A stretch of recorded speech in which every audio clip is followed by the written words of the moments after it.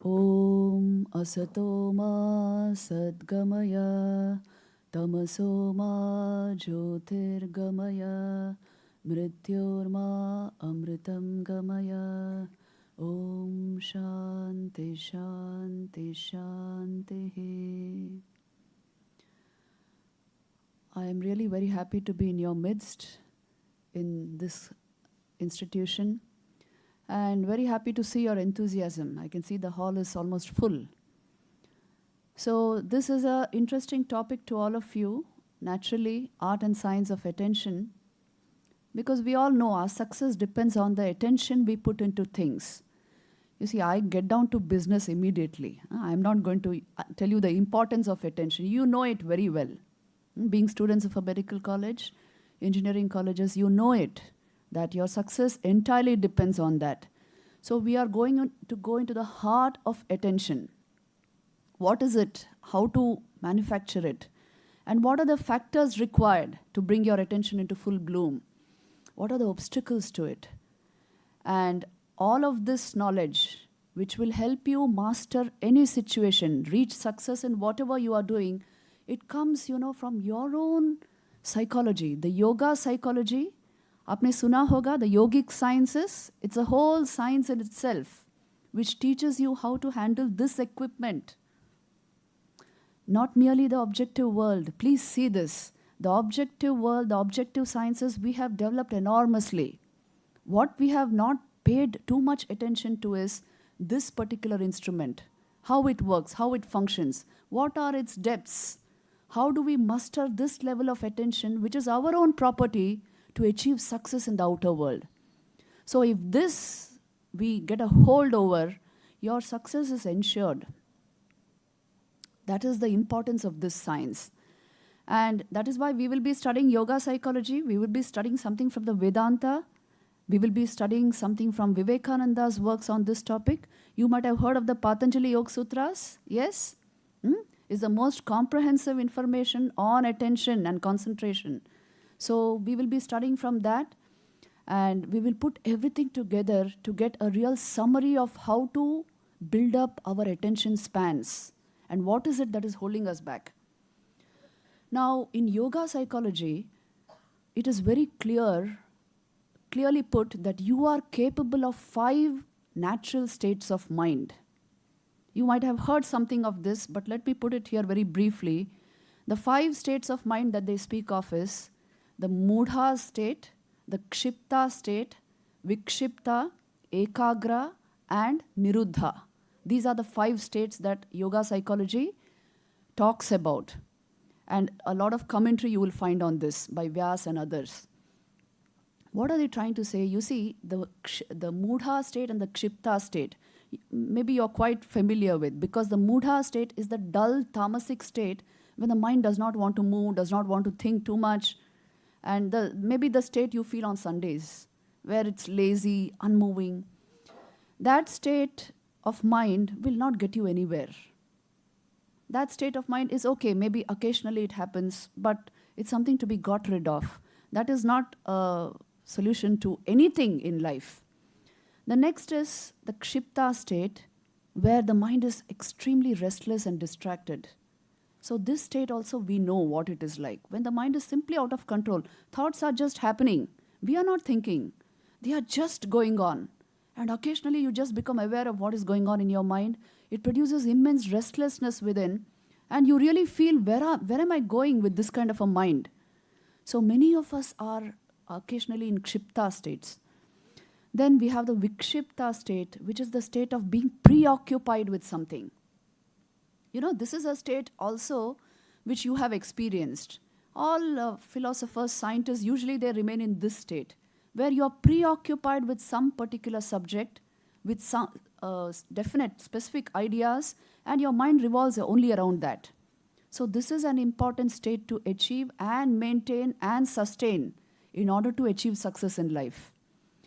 The fourth is the ekagra state, where your mind doesn't budge from your subject. It is the state of what is called flow in today's modern psychology. You might have heard the name of Csikszentmihalyi. He worked on this. And he has commented on the Patanjali Yoga Sutras. What a treasury of information they are giving us about concentration and attention. So this Ekagra state is what we will be studying in a very deep way, how to generate it. And this is the actual prescription, the cause for your success anywhere. Ability to keep the mind absolutely still at one point and move it only when your will wishes it, not move it due to any external cause. This is a possibility with the human mind, and you are capable of this. And the final state is what is called the Niruddha state, where the mind is completely mastered and restrained. So this is a state achieved through the practice of yoga, where no external agent is required for you to reach the highest state of awareness and concentration. You are doing it by default, by yourself. So now for our purposes as students, in order to achieve success in whatever we are doing, it is important for us to make the Vikshipta and the Ekagra states our default states, our natural states of mind, which means naturally you are preoccupied with something of importance to you at a higher level. Yes, not very distracted, not very restless, and the Ekagra state where you're riveted to your subject. These two states should become our default states if we want to achieve success in whatever we are doing. Now, in order to do this, before we jump into the heart of attention spans, we must understand there is a base, a kind of substratum to what you are calling attention, and that is the human mind. Because attention is a property of your mind. If this base is not worked upon, if it is not cultivated a bit, you will not be able to maintain long attention spans. I can illustrate this to you, what this base means, through a story, which is very interesting. You see, Zen masters used to have a number of students. This is a story which actually took place. So one of these students, which a Zen master had, many times they would teach them concentration through martial arts. Because in martial arts also, you need a certain amount of concentration. So he would teach his students archery just to train them in concentration. One of his students, who was a young monk, he was very proud of his archery skills. He could shoot straight at a tree, and when the arrow would get fixed to the tree, he could use another arrow to split that arrow. So he had gained mastery over this. And so he was very proud of it, and he would go about telling the other students that I'm able to do this so quickly, just like my master, just like the Zen master. So when the teachers heard this and saw this, he thought, well, this fellow should be taught a lesson. This is a very small skill. With practice, you can do this. But there's so much more to be acquired. So let me just show him what the worth of this skill is. So one day he took all the students to a particular mountainous region where they came across a ravine.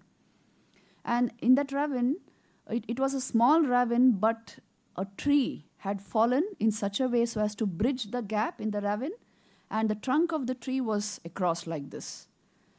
Now, this was a very dangerous, a precarious situation actually, as you can see, because if one wanted to go on the other side, one had to go over the tree.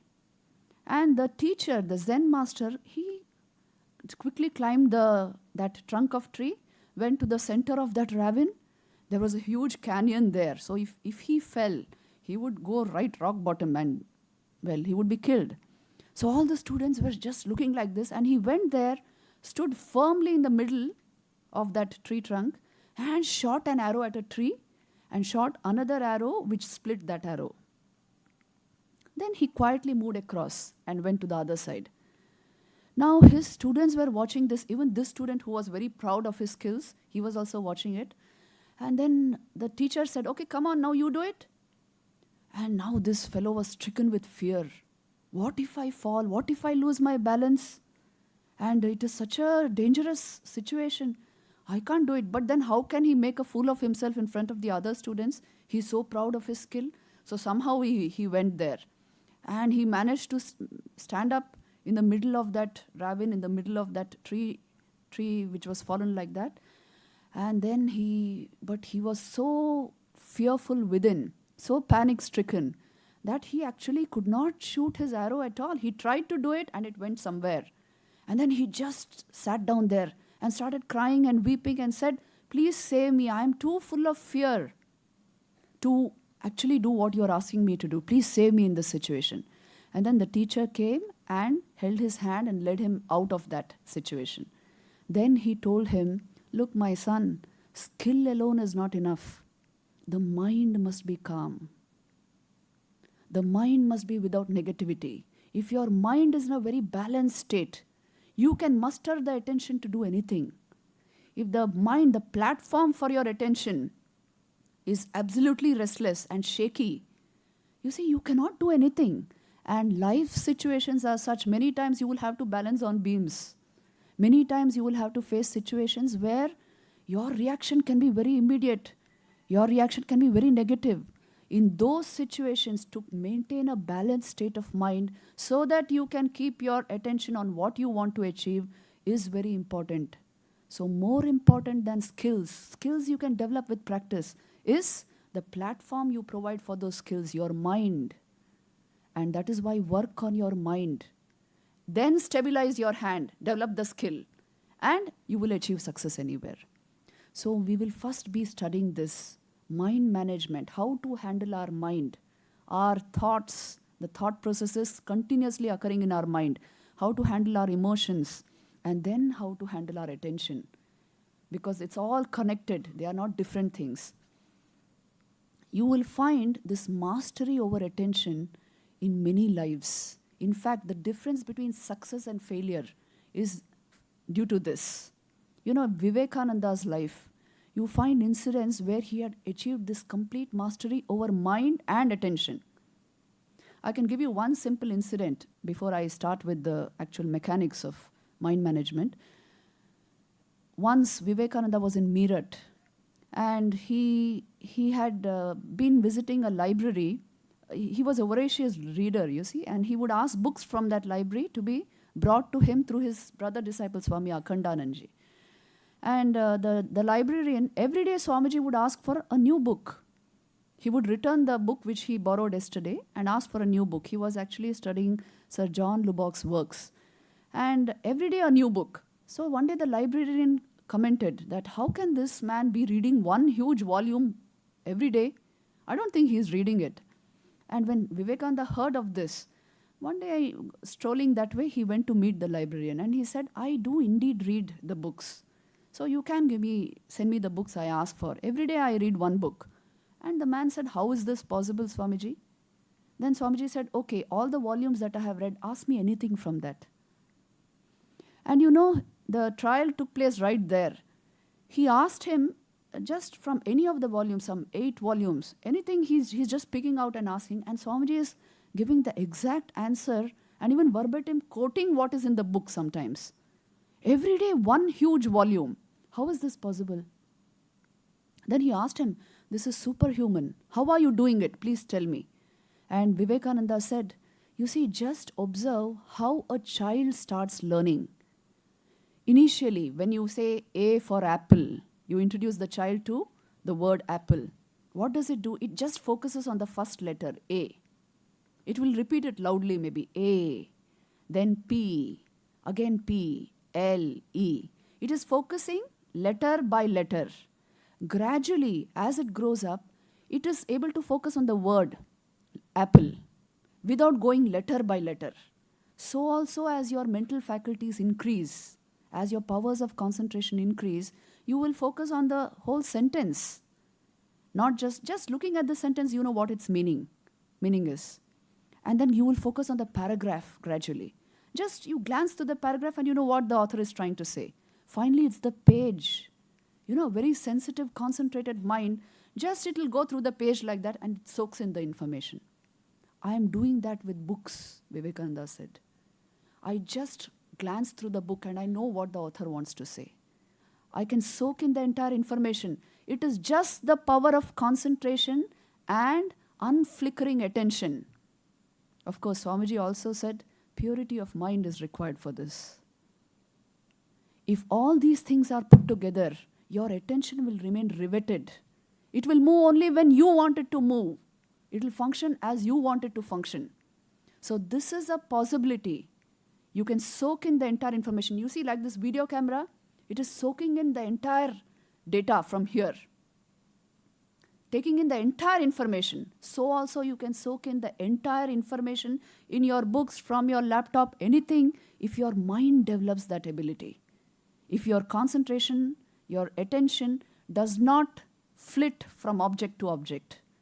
So this is a perfect capacity of the human mind which can be developed. Another thing which you should understand here is, just like how Swamiji was able to absorb from that book entirely, and this demonstration Vivekananda has given in various places with Paul Deussen. He has also done it in Belur Math once with Encyclopedia Britannica. So it shows that a yogi's mind, how it functions. You see, even an ordinary artist or a sculptor, for that matter, you know how a sculptor sculpts an image? Please understand this point. He already has created the image in his mind perfectly, as he wants it to be, in all detail. When he looks at the stone in front of him, the marble in front of him, he will only chip off what is not in his mind. He will look at the image in the stone, chip off that portion which is not the image, and the image is created. Where did it first get created? In his mind. Mind is the starting point of everything. If you want to change the world, it must first begin as an idea in your mind. Every object of the world was an idea in somebody's mind. Every creative person knows this. What is in my mind is going to come out in the image, in the sculpture, in the painting. Even a painter does this, you know. First he conceives of the perfect painting in his mind. Then, as it were, he downloads that on the canvas. So if the mind has clarity, if the mind has concentration and attention, success is only a matter of time. Everything has to do with mind management. You have the wonderful science of yoga and Vedanta born of this culture. All the information and knowledge, we have it right here. If you are not able to draw from this, tell me whose mistake is it? When our young people in our schools and colleges suffer from depression and negativities, I really feel, what is this? A culture which gave rise to such tremendous understanding, such great philosophies, such great wealth of knowledge. How can you lose upon this? So this must become part and parcel of your educational system, of our educational apparatus. It is happening in a big way. Because you understand the importance of mind management, isn't it? And you can do this in your life. Just by training a little bit of this background knowledge, which I'll be giving you just now, and a training along these lines, and you will be able to achieve everything that you want to achieve. So now let's go directly into the heart. One minute. The heart of attention and mind management. We will go directly into this. Before I start, let me just give you a verse from Mundaka Upanishad. Have you heard of our Upanishads? That is the very essence of our Vedic thought. It's not merely a philosophy, it's an existential inquiry into the nature of existence. There you'll find wonderful ideas about your own real nature, about the nature of your mind, about attention, concentration. Everything is there. We have to draw it out now for our purposes. That is the thing. There in the Mundaka Upanishad, you find this very beautiful mantra. Pranavo dhanu, sharo hyatma, brahma tallakshamuchyate, apramattena vedhavyam, sharavat tanmayo bhavet. They are giving us a very vital idea, very important idea. What are they telling us? You see, pranavo dhanu means the pranav, omkar, is the bow. Sharo hyatma, your atma is as it were the arrow. Brahma tallakshamuchyate, Brahman, the supreme reality of Brahman, is the goal. And sharavat tanmayo bhavet, if you are able to join the arrow to the goal, you will be able to achieve the knowledge of Brahman. Essentially what they are trying to tell us is, if you are able to fix your attention on your goal by the stability of your mind, you will attain that goal. The arrow actually pierces the target, isn't it? So also your attention must pierce what you want to attain. not remain on this side, not remain on the subjective side, not get scattered there. One pointedly pierce the target and you will attain the goal, he says.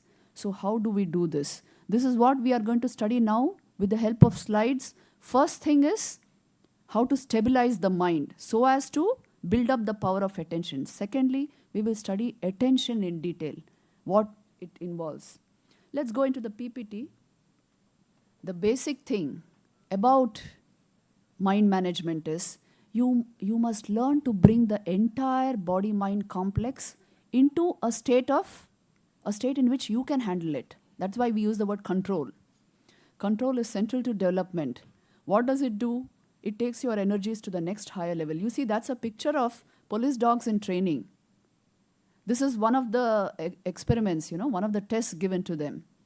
If they pounce upon that kitten, they are disqualified. So, जब जानवरों को भी ये training दे जा रही है, what to speak of the human being? If your attention is so easily scattered, so easily removed from your purposes, you will get disqualified from life. So, in our case, let us understand this basic law. Instinct controlled becomes reason, isn't it? Reason controlled becomes inspiration, and inspiration under control becomes realization. Vivekananda bhi ye bolte hain. Somehow bringing our flitting powers of concentration, attention into our hands by controlling our instincts, by controlling our ability to reason also, bringing it, aligning it to our goals. That is the basic thing. That is how we develop the mind and our attention. Now you see, what are the basic inlets to your mind? I told you, you have to first understand the background material of mind to go into attention. You see, what decides your thoughts is these three things. First is your five senses. Yes, what you take in through the eyes, what you take in through the ears, through all the senses is deciding the content of your mind. Because suppose, let me give an example. You saw a movie today. Maybe it was a horror movie. Over the next whole week, you were brooding about the horror movie, what you saw. Doesn't this happen? Why? You have taken in through your senses, what you have taken in through the eyes has become your thought world. The inlet to the mind starts with the senses. And then your activities, whatever you do throughout the day, there is a mental impression, corresponding mental impression left in your mind. Isiliye, these are all the starting points for mind activity. To change behavior, you must take into consideration all of this. And then, of course, even if your eyes and your ears are all closed, still your memories will generate a whole movie for you, a number of movies, because it's constantly spinning your thoughts. So these are the three factors which are responsible for your entire mind activity.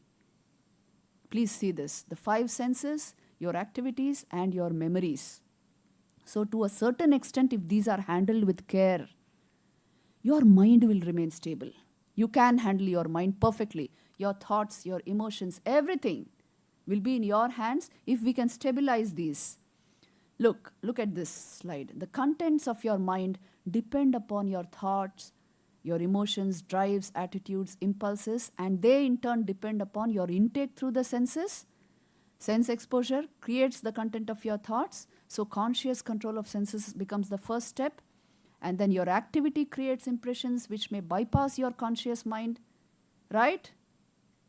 Many times. So your activity also to a certain extent must be guided, must be goal-oriented.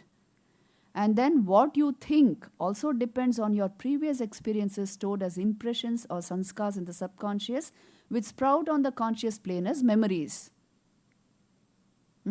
This is something for you to understand. See, what I mean by that third point is whatever you take in through the senses has become your thoughts, becomes the content of your mind. When you repeat it, it goes into your subconscious and becomes your memory. So you are in charge of your memories, isn't it? After some time, it will again sprout into thoughts. And then you feel, from where did this thought come? You put it in at some point of time. So your conscious control of your intake will generate very good memories for you. This is the point. You should know, at least let this knowledge be there. that I know how my inner world, my mind is functioning.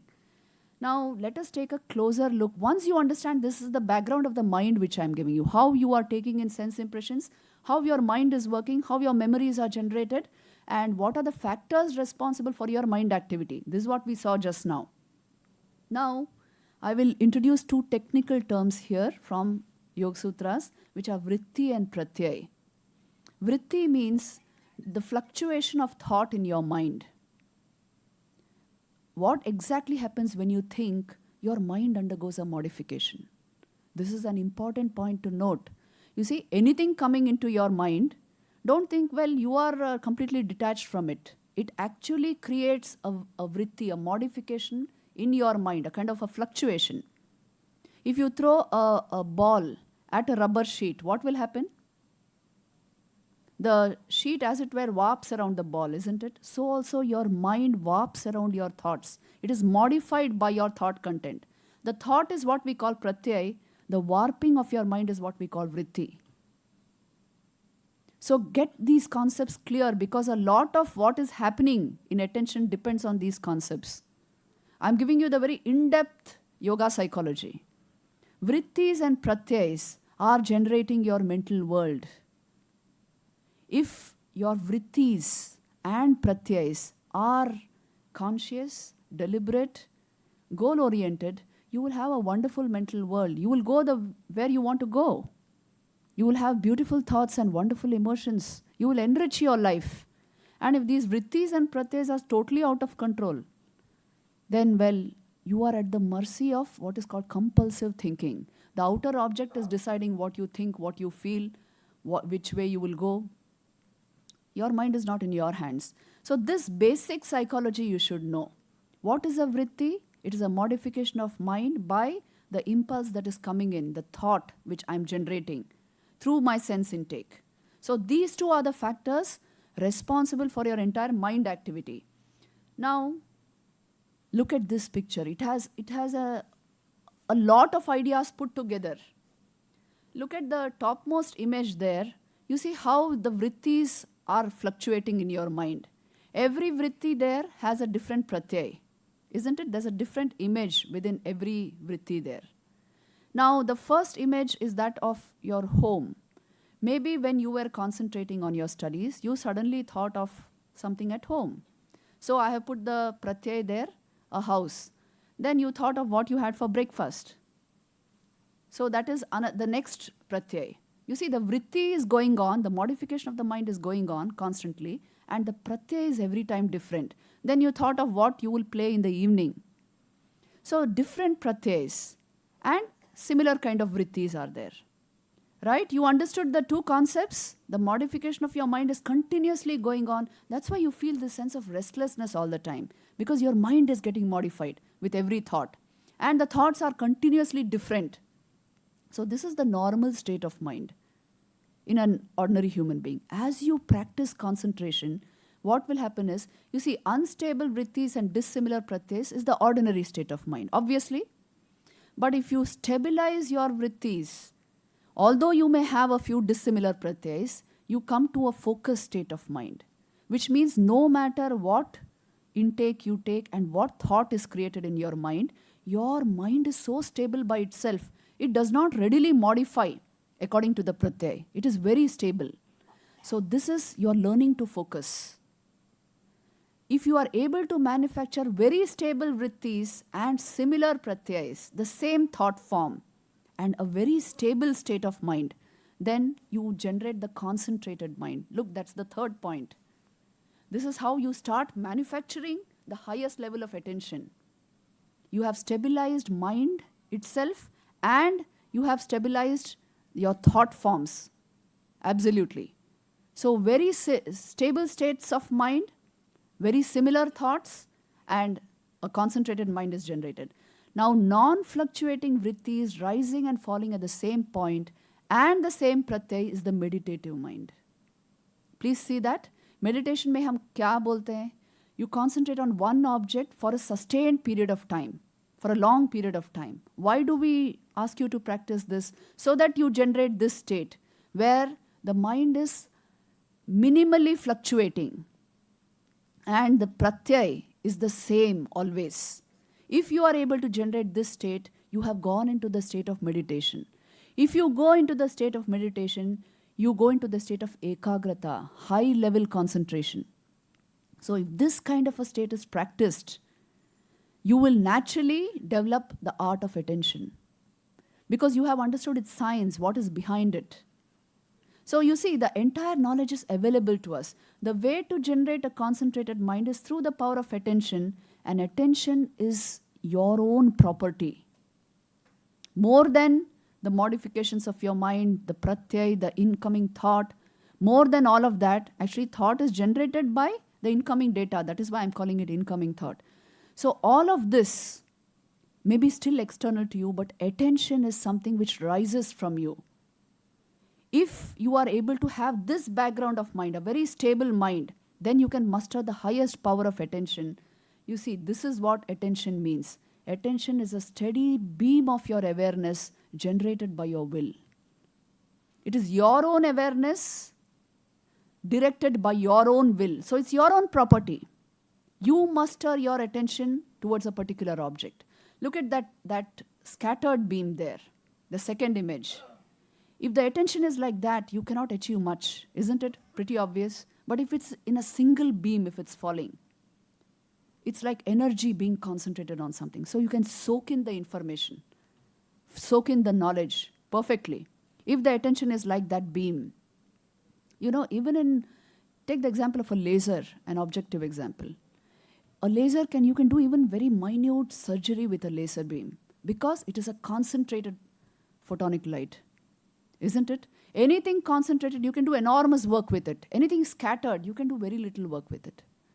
So if your attention is like this beam, it is a steady beam of your own awareness directed by your own will, then you will be able to achieve whatever you want to achieve. What you pay attention to, that you become conscious of. Isn't this true? What you pay attention to, you have become conscious of that. It is your attention that maintains the stability of your vrittis and decides your pratyay. Please see this. That's why we say it's a property of the self itself. Your own property, your own power. You see, energy can neither be created nor destroyed. This is a law of conservation of energy, isn't it? But you can transform that energy from one form to another. So your scattered powers of attention can be made into one beam. And whatever you focus that upon, you render that conscious, as it were. It's all in your hands. And so you decide your vrittis, your pratyays, the entire stability of your mind, your ability to soak in information, everything you decide. It's in your hands. Hence, it is through the power of your attention that you focus and concentrate your mind. Once you understand this, you will understand the undercurrents of attention. So the undercurrents of attention become awareness and will. Please see this. Your own awareness and your will decide the level of your attention. Now, if your awareness is completely scattered, which means your thought process, it's entirely invested in your thought process. Usually we don't understand anything by pure awareness.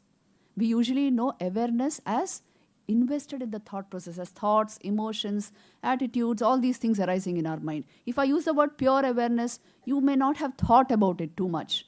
But according to Vedanta, awareness is the primary, pure awareness is the real you. Everything else, even mind activity, is external to you. So you can perfectly watch what is going on in your mind.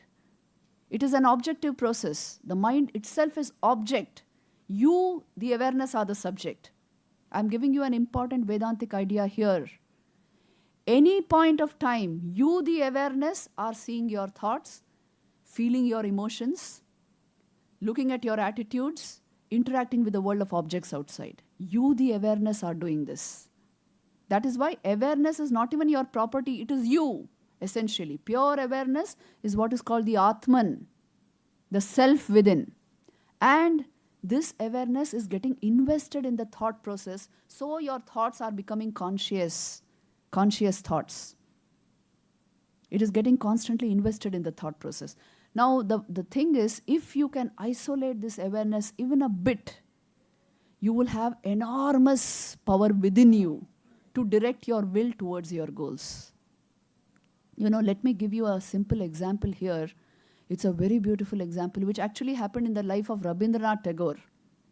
You have heard his name? His contributions, you know about it. See, he was very fond of nature. And he used to spend long hours in the midst of nature. Once he was going on a boat, traveling on the Yamuna river, and enjoying the scenery, everything around. Then it was twilight, and the sun was setting. So he lit a candle.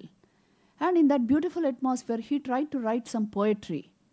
But it so happened that he was such a great poet, but that day the poetry just did not flow. He tried for some time, then it did not happen. It was dark by then. So he put off the candle and he just lay down in the boat. And then he suddenly saw the moonlight had flooded the boat entirely. And all the surroundings, and like a magical effect all around. He was very sensitive to all this. And so, as soon as he saw this, the beauty of the entire scene and the moonlight flooding the entire atmosphere, you know, poetry just started flowing from his mind. And somehow he scribbled, there was no light, he had put off the candlelight, he scribbled it into a notebook. And the most wonderful poems came out at that time. The point is this, the candlelight represents your mind. The moonlight represents awareness, pure awareness which you are. If you remove the mind temporarily, you put off the candlelight and touch that awareness, see the moonlight, enormous creativity will be released, power will be released from within you. Every greatly creative person knows this. The mind, conscious mind has to be removed a little. Every scientist also knows this. You know, some of the greatest truths of science have come out from the subconscious, somewhere from the deep within you, not even from the conscious thinking, cogitating mind. So, this is a technique, a yogic technique, which you can adopt.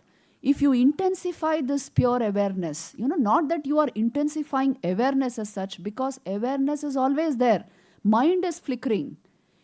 But since we are looking at it from the standpoint of the mind, if you train your mind to touch this pure awareness, enormous power is released from within you. And you can direct your will. These two decide your attention. You direct your will to whatever you want to achieve. That is why it is possible to enhance awareness by opening up the mind, training the mind to open up, and by keeping your will unidirectional. If the will is constantly changing directions, you cannot have the power of attention at all, obviously.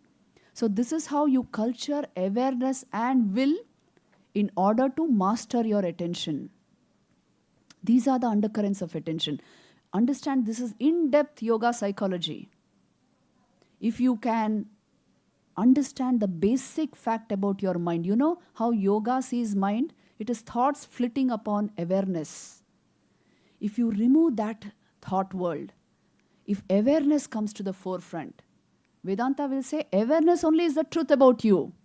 Obviously, at any given point of time, you are aware, most of all, and then identified maybe, if you choose to be. But awareness is your fundamental nature. So if this is brought to the forefront, and if the will is kept unidirectional, the will born of your awareness, you have mastered the art of attention. Anything this will focuses upon will be yours. Because there is the intensity of awareness behind it. You have generated one beam, as it were. Samadhi state is something like this, where you get the knowledge of the object completely. So this is a possibility with you. If you can master this, you see, just now you're hearing of it. When you go home, if you think about it, you will probably be getting these videos because they are recording everything. If you are able to think and dwell upon this, you will understand what magical effect this has on your life. This is the actual truth about you. You can muster any level of concentration and you can get anything you want out of life if you understand these basic concepts. So take charge of yourself. This is the message in the Bhagavad Gita. Uddharet atmana atmanam. Na atmanam avasadayet. Atmaiva hyatmano bandhu. Atmaiva ripuratmanaha. You are your own best friend or your own worst enemy. If your own intelligence is working against you, you are your enemy. If you do not train your mechanism like this, you will become your own enemy. And if you train it, you become your own friend. There are no friends and enemies outside. Your mind is your number one friend or your number one enemy. Isn't this true? So, understanding this, I'm happy to see such bright young minds here.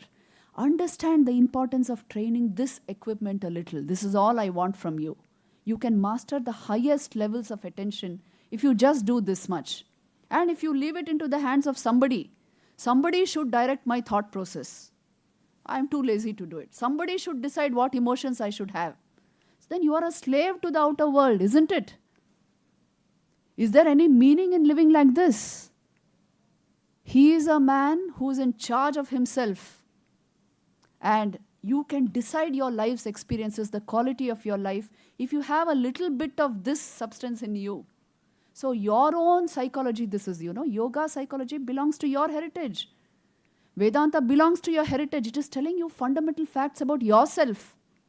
And if you go into these depths and uncover these truths for yourself, abhi aapne suna hai, you must make this your own by thinking about it repeatedly. Once you master this situation, success is in your hands. Anything you apply yourself to, you will be successful there. It's no issue to become successful. If you have not mastered this, many things you require to make you successful, which are all variables. So understand what you need to do in life. There is no point in learning concentration, of course, if you cannot focus it on worthy goals. This is also there. If you teach high levels of concentration to an idiot or to a person who has no good sanskars, well, it can cause a lot of destruction. If Hitler is taught how to develop great concentration, he will do more devastation. So the point is, you must have worthy goals. Achhe sanskar hone chahiye. That's why I told you the base, the mind, should be good. For that, develop the right habits, your little everyday life. There, if you regulate your habits, you take in the right good food through your senses, you develop good thoughts, higher interests, concentration techniques, you develop good sanskars that way. Sanskars neurophysiologically translate into engrams in your brain. What I'm calling sanskar in the mind, it is neurophysiologically called an engram in your brain.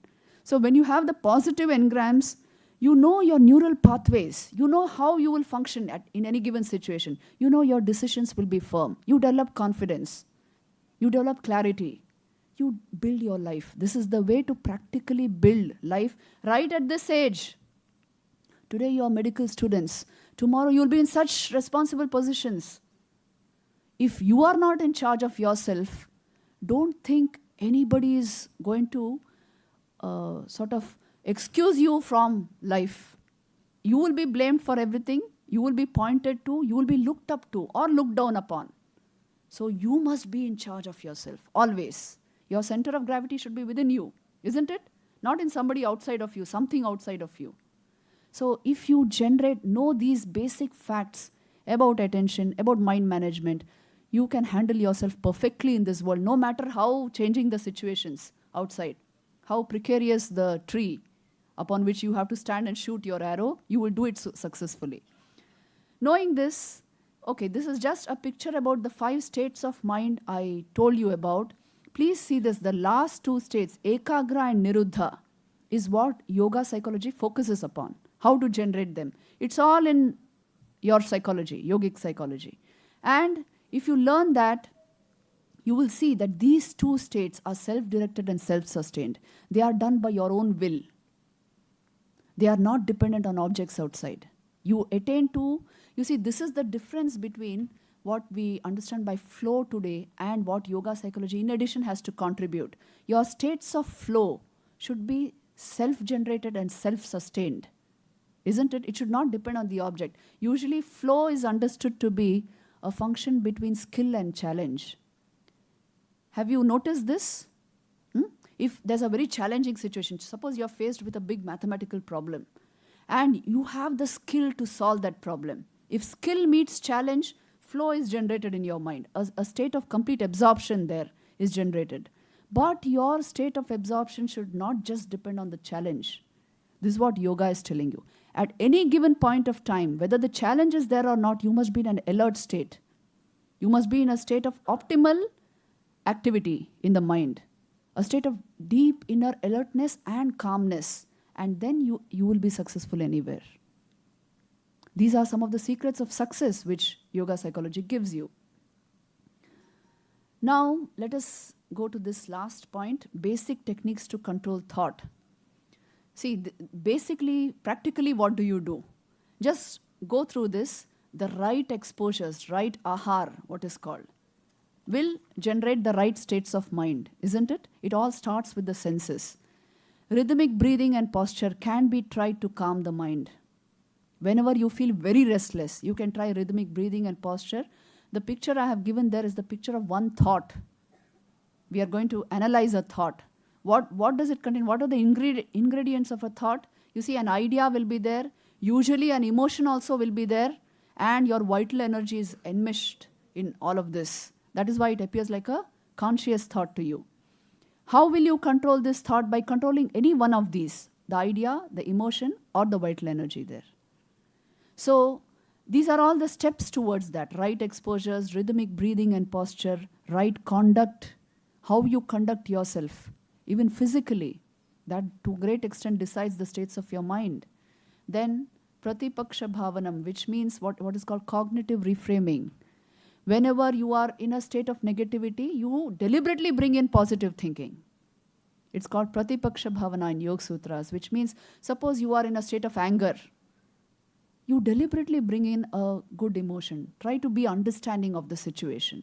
Suppose you are in a state of bitterness. You deliberately bring a smile on your face, learn to say sorry, thank you, something like this, so that you come back to the positive state of mind. Deliberately, consciously, willfully, it has to be done. This is the way to maintain the background balance of the mind. If you explode, the other person in front of you also will explode. Then nothing is possible. Isn't it? So these are all practical steps.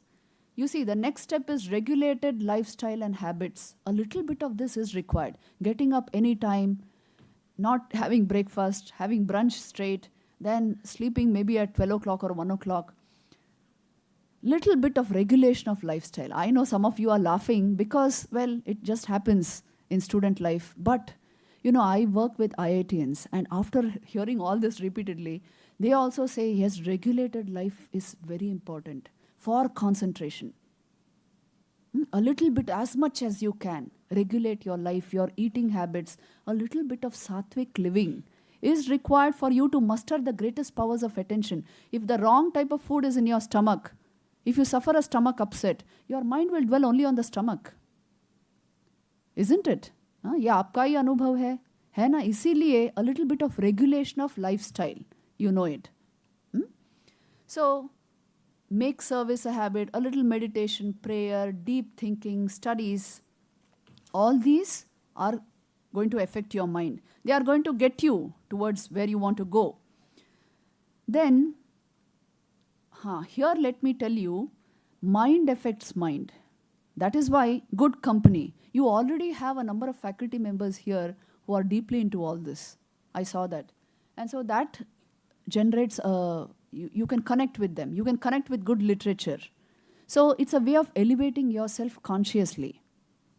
If that happens, if you are able to do that, you will see all this becomes easy. इतना difficult नहीं है जितना आप सोच रहे हो. All this will bring background stability to your mind, and through that you can muster the highest powers of attention. If this becomes a possibility in your life, success is very close at hand. So this is the art and science of attention which I wanted to share with you. Okay, so another 5-10 minutes we can discuss something on this, and we will have the